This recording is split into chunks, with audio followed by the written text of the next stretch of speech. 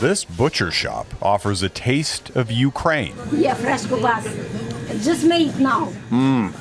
4,800 miles from Kyiv. This is Ukrainian Village in Ohio, home to the state's largest Ukrainian-American community. Luba Molikovsky's sister lives in Ukraine with a newborn. Their neighborhood recently hit by a Russian rocket. I'm feeling so bad, but so dangerous, but what we can do, I don't know. One thing she will do is vote in the upcoming midterm elections. Hello, Ohio! Ohio's Republican Senate seat is up for grabs. It's one of a handful of states that could determine the balance of power in Washington. Opinion polls suggest that the race for Ohio's all-important Senate seat is too close to call. And among the deeply divisive issues dominating this campaign is America's ongoing financial support for Ukraine.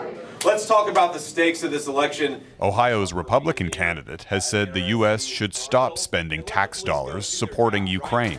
I got to be honest with you, I don't really care what happens to Ukraine one way or another. I wanted to ask about your position on America's continued support for Ukraine. We asked J.D. Vance to clarify his stance. Look, I don't think that we can continue funding the Ukrainian war indefinitely. I would like us to de-escalate and spend American dollars on American priorities. That position is backed by a growing number of Republican lawmakers. I think if the Republicans take control of Congress, as it looks like they will, I see very little likelihood of funding continuing, at least at the level that it has. The Democrats, meanwhile, are pushing for another aid package for Ukraine. This is 700-some pages. This retired journalist is documenting America's Ukrainian population. 45,000 Ukrainians live in Ohio alone.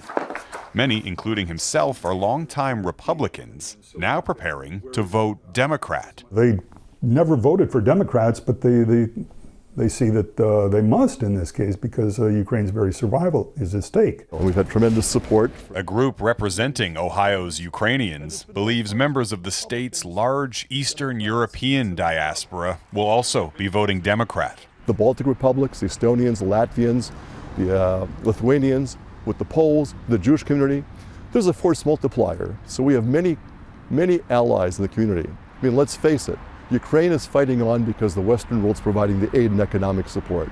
And the future of U.S. support for Ukraine could hinge on this election result. Jeff Semple, Global News, Parma, Ohio.